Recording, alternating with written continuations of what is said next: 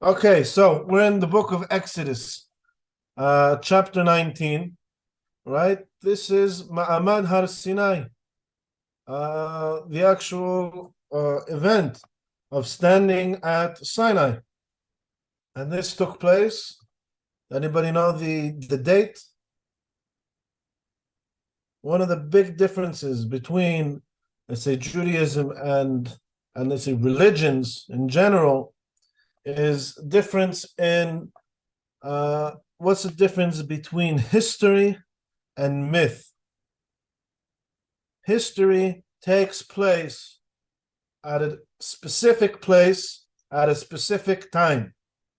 All right, so we are here, we have an exact record, just same way as every contract at the end is signed with a date and a place, right? This contract was, signed in Jerusalem on the 24th of January, 2023, right? These two parties came into an agreement. So this is how we start. In the third month, after the children of Israel were gone forth out of the land of Egypt, the same day came they into the wilderness of Sinai. Right? So we are now in the third month from Nisan, Iyar, Sivan, right? The sixth day of Sivan is when we actually had this event. Now, therefore, if you shall hearken unto my voice indeed, and keep my covenant, then you shall be mine own treasure from among all the peoples, for all the earth is mine.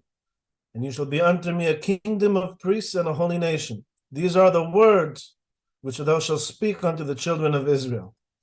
Right? So God is coming with a proposal.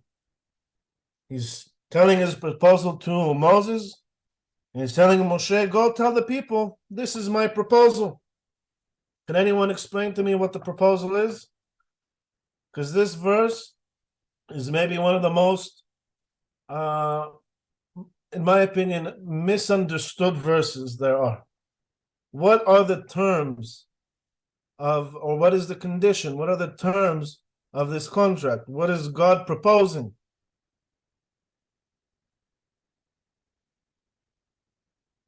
Any ideas, any attempts? Sarah, our lawyer. Well, now you quote me. I I think the contract has to be sealed from both sides. So there is a proposal, Right. and the other party has to agree. And so they did here. All the Right. We'll get this soon, how it was brought forth and did they accept, did they reject? But what is the proposal? What is God proposing? uh, to if listen. if they shall hearken unto him, What's that? if they shall hearken unto him, Right. Then what?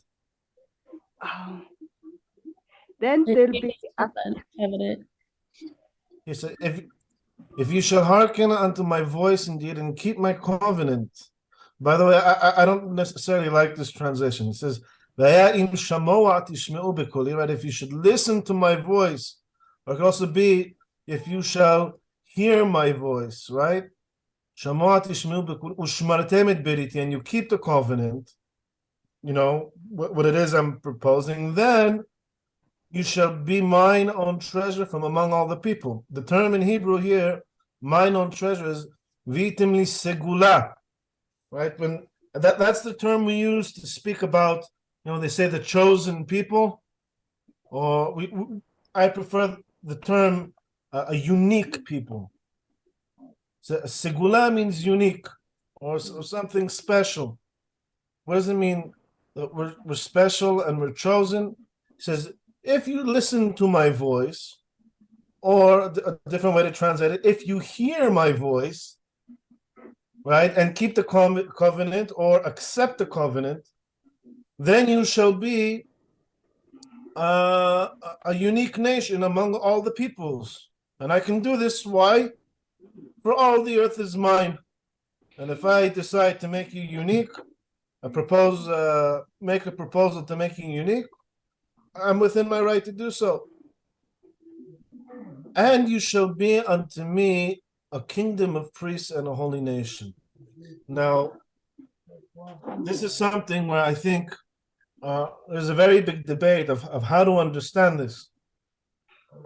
Are we a chosen people and a special people unto God only as long as we are keeping the 613 mitzvot? Or is our being a chosen people independent of whether we actually practice the mitzvot or not? We're his chosen people if we keep his covenant, his mitzvot. And if we don't? Or then we are not. Today the Jewish people, I'd say maybe it's half, maybe even a majority don't actually keep the mitzvot, practice them in their day-to-day life. Does that we're like breaking us from being contract. a chosen people? I think either we keep the mitzvot or we don't. We are still the chosen people. Okay. How do you understand that from the text? Oh. As long as we keep the mitzvot, then we are a treasure to Hashem. Right. Okay, but now you just said the opposite.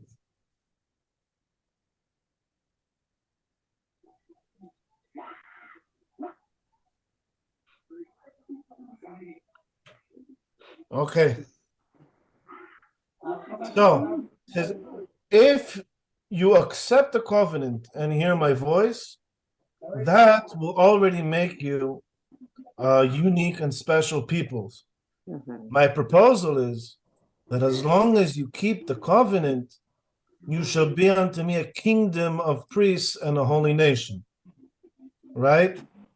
To be my treasure among all people, that is dependent only on us accepting the covenant. Now, being a holy nation, or being the treasure, means that we get the 613 mitzvot that we should follow. Following the mitzvot will make us a kingdom of priests.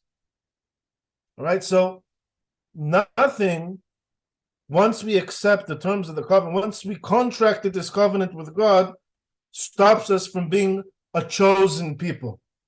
Because still, it's only us who are chosen to follow these 613 mitzvot. Nobody can replace us in doing that. However, if we don't keep the mitzvot, what God is saying is, you're not going to be a mighty kingdom among the nations, a kingdom of priests. That is our goal. Our goal, God wants us to serve as the priests for all the nations of the world, to have a strong kingdom, maybe even like a mini empire, right, that has its influence on the whole world. Has anybody ever heard of the book Sefer HaKuzari, the book of the Kuzari? Yes. Do you know what the book of the Kuzari is about? The difference between all these three major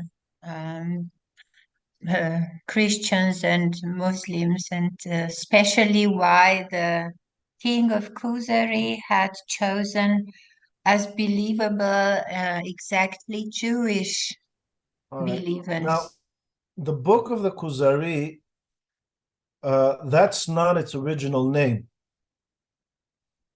The book was written in Arabic and translated to Hebrew. The original translation of the book of the Kuzari is the book of justification for the humiliated nation. And if you read the beginning of the book of the Kuzari, where the king of Kuzar says, I even thought to myself not to bother at all asking the Jews, since they are obviously the most humiliated and lowliest of all the nations. Because during our 2,000-year exile, that's exactly what we were. Before our 2,000-year exile, we were a mighty nation with we were a very strong power. Now we are a regional superpower in the Middle East.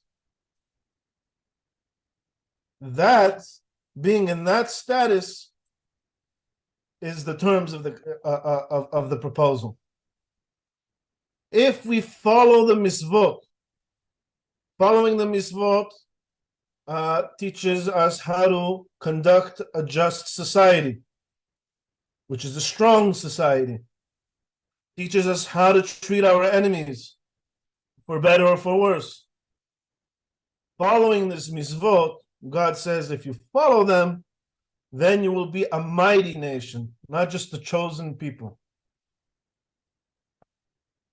Right? Then it should be translated here. Then you shall be unto me a kingdom of priests and a holy nation. We will be regarded among all the other nations as a holy nation for having a just society and for leading the way for humanity, for everybody's sake, for their redemption. We have a Beit Mikdash, right? On Sukkot, we bring sacrifices to represent all the nations. So within the Jewish people, there are three statuses, three families, right? There's all of the Jewish people, Israel. And then there are the Levites, the tribe of the Levim, among them. And among them there are the Kohanim, the priests, who serve in the temple. So among all of humanity, there are two families. There are all of humanity, and there's this one nation that's meant to serve as their priest. And that is what you will be as long as you keep the 613 mitzvot. These are the words which you shall speak unto the children of Israel. Okay, so God gave his proposal to Moshe. Any questions on the terms of the covenant? Oh, there is in the prayer somewhere in Sidur, כל ישראל יש להם חלק של עולם הבא. The Olam Haba, yes, in the Mishnah. If you keep the covenant or no, willy-nilly, you have this part of Olam Haba. But if you don't do mitzvot, you pay, I don't know what. Well, the truth is, it says, Kol Yisrael yesh lehem chelek le'olam haba. It says automatically, by default, everybody who is part of the nation of, or a part of Am Yisrael, by default, they have a portion in Olam Haba. And it goes, Ve'ele she'en lehem chelek, and those who don't have, and it specifies certain cases. A person, I mean, we're drifting off, so I'll just, to a different topic. I'll just address it briefly, because it's an entire class on its own. Basically, Kol Yisrael yesh lehem chelek le'olam haba means as long as you're part of Klal Yisrael, of Am Yisrael, then by default you have chelek to Olam Haba. By the way, we also say the Goyim, those among the nations, they can also have a part of Olam Haba. Just it may not necessarily be by default. And even if you're part of Am Yisrael, you could also lose that portion to Olam Haba. However, it's not by transgressing the mitzvot. If you're not an observant Jew, that doesn't prevent you from having a portion to Olam Haba. There's very specific transgressions that you have to commit, very specific crimes that'll cut you off from Olam Haba. These are the mitzvot, which the penalty for them are karet. And even then, when it says karet, it says venichrat me'ameha, or karet tikaret hanefesh hahi, right? Me'amah, from its nation. So even that's not dependent on practicing all the mitzvot. Now we have 613 mitzvot. It's very, very difficult to not keep 613 mitzvot. Right? I'm sure you've heard also the saying we say at the end of the tefillah. It's also Mishnah, it's a baraita in the Gemara. It says, Ratzah HaKadosh Baruch Hu lezakot et Yisrael. Kadosh Baruch Hu wanted to give the Jewish people many merits. Lefichach, therefore, hirba lahem Torah mitzvot. He gave them an abundance, many, many mitzvot. Meaning, even if you do a mitzvah by accident, you still do the mitzvah. Even if you did it without any intention, you did the mitzvah. It's almost impossible to go through a day and not do some mitzvot.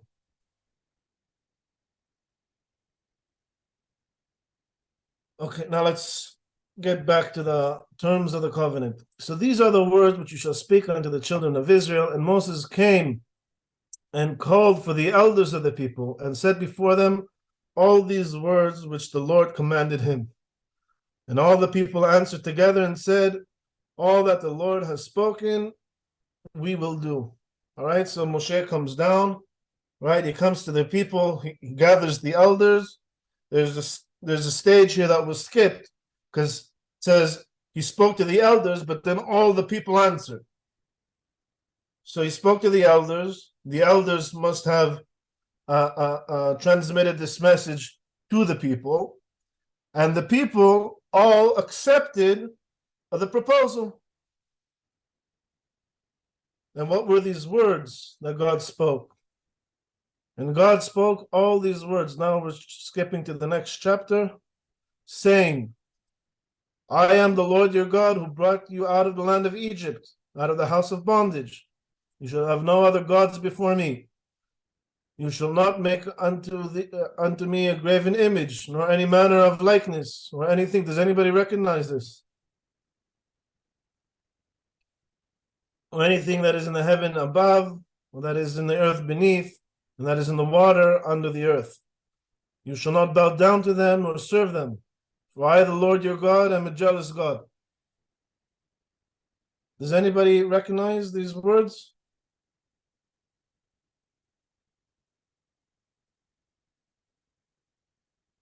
Let's hear from someone we haven't heard yet today.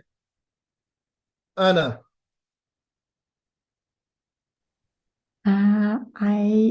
I'm not sure. I was just thinking what surprised me when we were reading this was that the way it is phrased, that it's, it incorporates a lot of trust and freedom, the way this is phrased in the sense that it's the way this covenant is phrased, the proposal, The proposal up here on top. Yeah. Mm-hmm. Yeah, because it's dependent on our acceptance of the proposal. Mm-hmm. There is no forcing of the laws upon us. There is no assumption that we need to follow God's laws just because He created us. Mm-hmm. But this section over here, all these words saying, I am the Lord your God who brought you out of the land of Egypt. You shall not make unto me a graven image. You shall not bow down to them. Right? You shall not take the name of the Lord in vain. Does this sound familiar to anybody? Is it from 10 Commandments? These are the 10 Commandments. The proposal that we said beforehand, right, is, we'll call it, it's the introduction to the 10 Commandments. Once we accept, said, okay, these are the things that I'm going to give you to do. These are the things you must follow. And we call aseret diberot, the 10, here calls it words, or the 10 things, or the 10 sayings, the 10 Commandments. And then we finish with the 10 Commandments, right? That's in Parashat Yitro, which will be coming to soon in a few weeks. And then the next parasha after that is Parashat Mishpatim. And then he says, now these are the ordinances which you shall set before them. And we have one of the most packed parashiot, right? Weekly portions that are most packed with commandments, right? If you buy a Hebrew servant, 6 years he shall serve, and in the 7th he shall go free. If he come by himself, he shall go by himself. It starts with laws of slavery. And then he goes into laws of damages, neighbors causing damage to each other. And if an ox gore a man or a woman and they die, the ox shall be surely stoned, right? But if the ox was, if there be laid on him ransom, he shall give the redemption for his life whatsoever is, okay. And then he goes into, basically, now, after we accept the terms of the condition, right, now there's 613 mitzvot coming our way, God gives us kind of like a synopsis of all the mitzvot, right? These are the 10 major commandments. And then we'll go into a little bit more detail, and these are the ordinances, right? A little bit more detail. But it's still not the full Torah. It's still not the full 613 mitzvot. How long does it take us to learn 613 mitzvot? That's something that can take 40 years. So he gives us in Hebrew, maybe Sarah, you can help me with the English term. We call it like a zichron dvarim. For instance, if I'm going to buy a house and I see a house that I like, before we sign the contract, we'll sign something in advance expressing each other's interest in making the deal. It's like a terms agreement. Right, a terms agreement. Okay, so this is what's going on now. The Torah is too big to, on the spot, commit to everything. So these are the 10 commandments. These are the basic terms of the commandment. And then next, and Moses came and told the people all the words of the Lord and all the ordinances. And this is what the people need to accept now that they know the terms. So at first, God comes with a proposal. And the Jewish people respond saying, yes, that sounds good. And God says, okay, this is going to be the basic terms of the proposal. And now the people need to, now that they know a little bit more, they need to accept that. Not only that, once we receive the entire 613 mitzvot, we're going to need to accept that now that we know everything. So this is still an intermediary stage.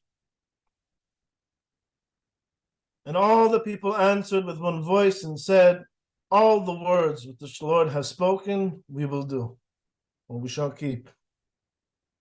And Moses wrote all the words of the Lord, and rose up early in the morning, and built an altar under the mount, and 12 pillars according to the 12 tribes of Israel. Right, so he wrote it all down. This is already the actual signing of the contract takes place the next day, not in the presence of God, only in the presence of the Jewish people and Moshe in front of an altar. And he sent the young men of the children of Israel who offered burnt offerings and sacrificed peace offerings of oxen unto the Lord. And Moses took half the blood and put it in basins, and half the blood he dashed against the altar. Does this sound at all familiar? In antiquity, this is how covenants were contracted between two parties. We see this also with Abraham.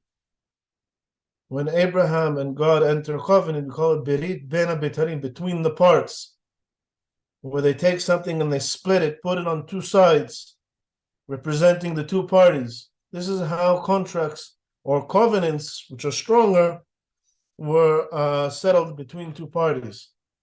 And this is a blood contract. They take the blood from all the sacrifices. And he took the book of the covenant. He actually made a published book, like a declaration of independence. We the people, right? He took the book of the covenant, which includes the 10 commandments and Perashat Mishpatim, the ordinances, which we read before. Just it's in its entirety.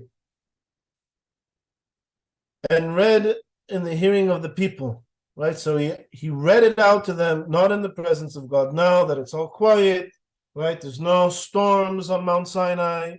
There's no pillar of fire anymore, and no thunder and lightning coming down to scare us into entering a covenant with God. There's no or else here. Now it's like the next day in the morning, peaceful, having a celebration.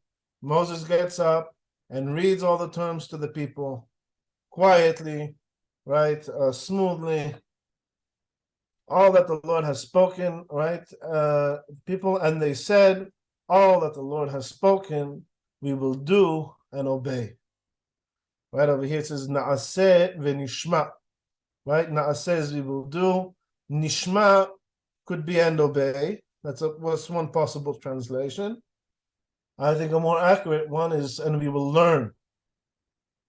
Because at this stage, they still haven't received all of the mitzvot, but they said, we are committed to learning them over the course of the next, they didn't know it's going to be 40 years, of the next period of time until we enter the land of Israel.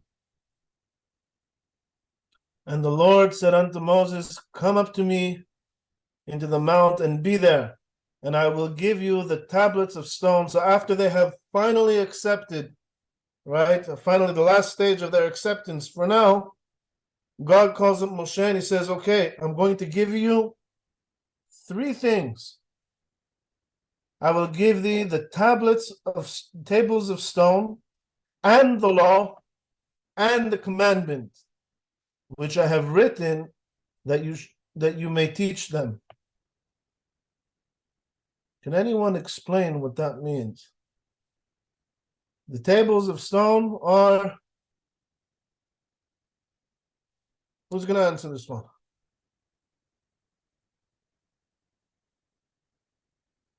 Juanita. I don't. The tables of stone. What is that? The Ten tables. Commandments. So the Ten Commandments The where Ten it is Commandments. written. Right? 10 Commandments. That's one thing. That's one out of the 3 things that God gave to Moses to bring down. And the law. It says, Et luchot ha'even, look at the Hebrew. Where is the Hebrew?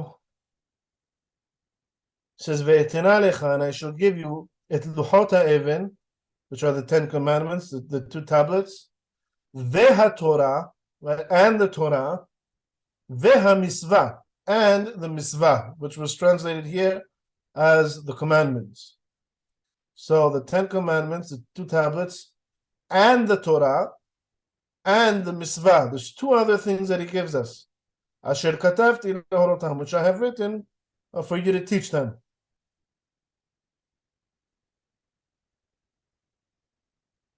So the Torah, this is what we're going to get into a little bit more next. So the Torah is the written law, although it's not fully written yet. Only parts of it are written at this stage. The rest of it will, or its writing will be completed 40 years from now.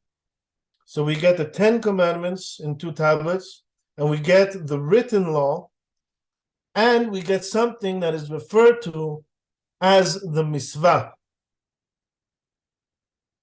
Vahi Moshe bahar 40 yom v'40 layla, and he spent 40 days and 40 nights in Mount Sinai, receiving these 3 items. So what we see soon, the mitzvah, the word mitzvah in the written law is always a code term or the term for oral law.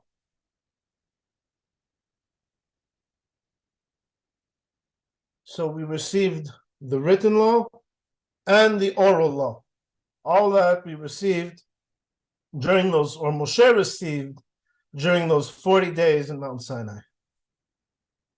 All right, and we'll go back now to Sefer HaKabbalah, which we ended with last week, of Rabbi Abraham ibn Daud, lived in Spain about 850 to 900 years ago.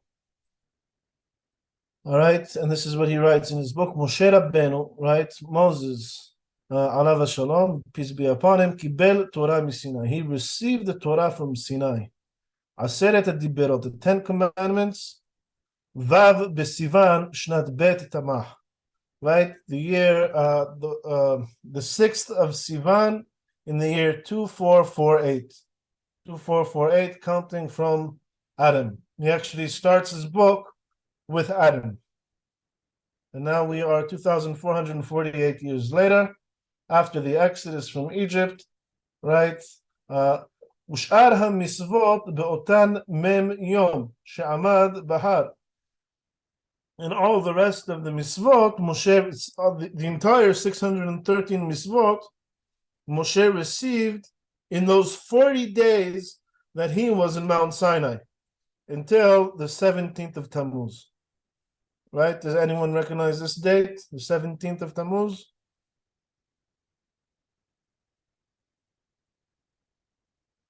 On the 17th. Matan Yes. Torah. What's that? The event of the golden cup. Right. So there are a few things that we commemorate on that date. We have a fast date. So on the 17th of Tammuz, we have a fast day, nobody eats. And on that day is the day that Moshe came down from Mount Sinai, Sheyarad v'shiber haluchot, and he broke the tablets. That's when he threw them and destroyed the tablets, the first tablets. All right, that was in reaction to the golden calf. All right, so from Vav Sivan in year 2448 to Yud Zayin Tammuz, year 2448, that's the period of time, the 40 days, that Moshe received the entire Torah. Bish'ar Hashana Harishona, L'Seta Me'eretz Mitzrayim, and he actually continued to receive some, so he didn't receive all the 613 mitzvot then.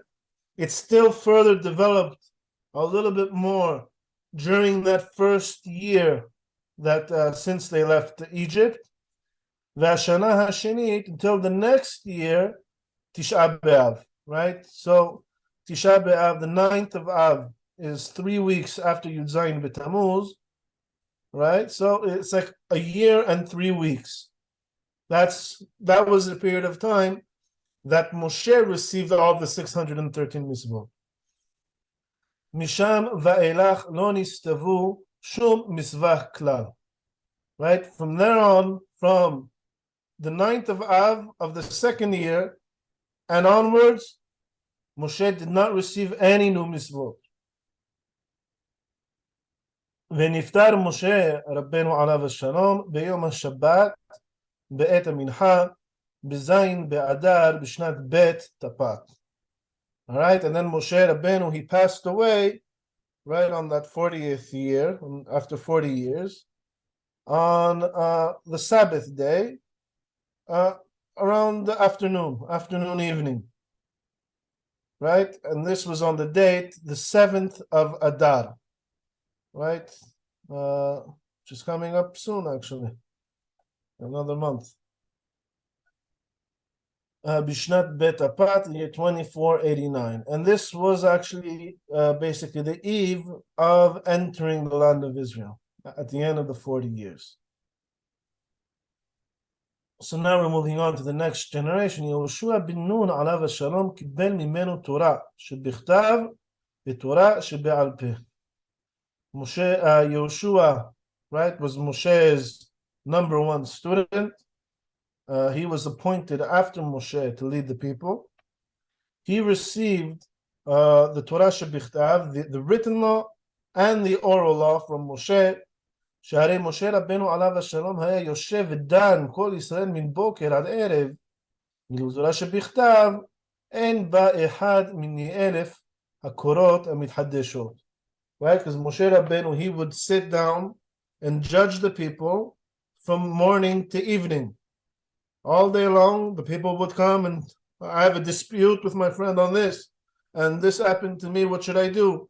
And I mixed my dairy and my meat together. Do I need to throw it out or is it fine? Right? Everyone would come with their questions. And Moshe would be judging them all day long. And he says, but in the written law, it doesn't cover 1 out of 1,000 cases that happen on a daily basis. So what was Moshe judging the people on? What was the basis of his judgments? He says it has to have been an oral law. And Moshe said, "Va'asaveh etchem ba'et ahi et kol ad-devarim asher ta'asun." Says, and I will command you. Again, we're using that same word where we said, "V'haTorah v'hamitzvah," mitzvah referring to the oral law. It says, "Va'asaveh etchem," and I shall command you at that time all the things that you should do. Ve'en mitzvah zo ela Torah shebe'al peh. And this mitzvah that he's talking about over here, Va'asaveh, is referring to the oral law. Ube'inyan shechita v'ilchotei aktiv, right? And with regards to the law of how to slaughter an animal, to eat it, says וזבחת מבקריך ומשונאיך אשר נתן אדוני לך כאשר שביתיך ואכלת. Right? You shall slaughter your sheep and your beef, right, that God has given you as I have commanded you, right, in the manner that I commanded you to, ve'achalt, and then you can eat it. Meaning, first you need to slaughter the animal in the way that that I commanded you, right, according to God's laws, and then you can eat it. This means that they received laws of how to slaughter. None of those laws are written in the written law, in the written Torah. Understood? So Moshe is quoting something, or he's telling them, as I told you, you have to do this as I commanded you to do it, even though there's no record of it in the written law. Meaning, it was transmitted to them orally, be'al peh.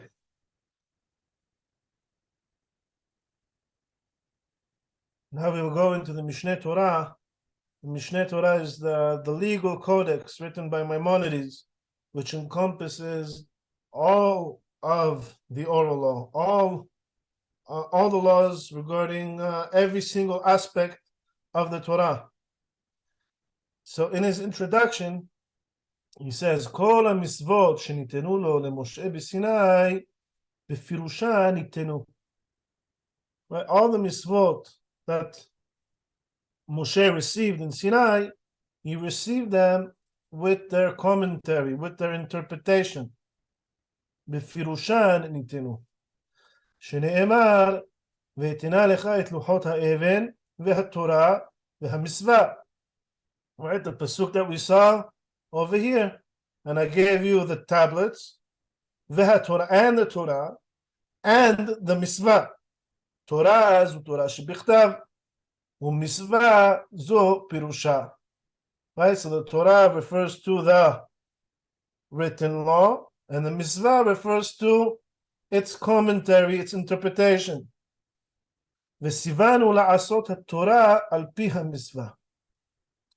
And we need to follow the written law in accordance to the oral law which we received from Moshe. For instance, the written law says, Ayn tahat ayn, an eye for an eye. Yad tahat yad. What happens if two people get into a fight? One punches the other in the eye and blinds one of his eyes. What is the meaning of an eye for an eye? Because the literal meaning of an eye for an eye is, well, if you blinded me in one eye, I shall blind you in one eye as well. So if we were to strictly follow the written law, that would be how it should be practiced. However, tzivanu la'asot Torah al pi ha-mitzvah. He commanded us to follow the written law according to the interpretation that we received from Moshe. And that interpretation is monetary compensation. The court needs to assess what is the value of the damage that was caused to that person's eye, and he needs to be compensated by the person who damaged his eye. And by doing that, we are not going against the Torah shebichtav, but that is the proper way to follow the Torah shebichtav. V'sivanu la'asot Torah al pi ha-mitzvah, in accordance to the mitzvah. U'mitzvah zo hiya nikret Torah shebe'al peh. Right, and this mitzvah, this interpretation of the written text, is what we refer to as Torah shebe'al peh, the oral law. V'ha-mitzvah shehi pirush ha-Torah lo ketava. Right, and this mitzvah, which is the interpretation of the Torah, lo ketava, he didn't write it down. It was transmitted orally. It was never written at that point. Ela siva ba'al zekenim v'Yeshua. So here he's actually using the word mitzvah as to orally transmit. That's the meaning of the word mitzvah, is to orally transmit something to charge someone with something. Ela siva ba'al zekenim v'Yeshua u'sh'ar kol Israel. Right, so he transmitted it, or he charged Joshua, the Zekenim, the elders, the 70 elders of the nation, and the rest of the nation of Israel, right, charged them or explained to them, taught them the oral law in order to practice the written law. Shne'emar, et kol hadavar asher anochi misaveh etchem, oto tishmeru la'asot. Right, it says, all the things which I am misaveh etchem, explaining to you or charging you with, oto tishmeru la'asot. That is what you need to follow. Not kol hadavar asher anochi kotev lachem, which I am writing for you in the written law. It says no, asher anochi misaveh etchem, what I am orally telling you, teaching you. That is what you need to follow. And therefore, that's why it is referred to as Torah shebe'al peh, the oral Torah. And the Perush HaMishnayot, in his introduction to the commentary to the Mishnah, he writes, you should know, shekol mitzvah shenatan HaKadosh Baruch Hu leMoshe Rabbeinu nitena lo im pirusha. Right, every single mitzvah that Moshe received, he received it with its interpretation. He wasn't left hanging to figure it out on his own. God explained it to him. Kadosh Baruch Hu omer lo hamikra. God would tell him the scripture, right, the written form of the law. Ayin tahat ayin, an eye for an eye. Ve'achar kach omer lo pirusho ubi'uro. And then he would tell him its explanation, right? And he would expand on it. And every law that is related to that phrase, an eye for an eye. Moshe received all of it, the written text and its interpretation, and all the laws that come forth to explain or to teach us how to practice those few words that were written in the written law, in Scripture.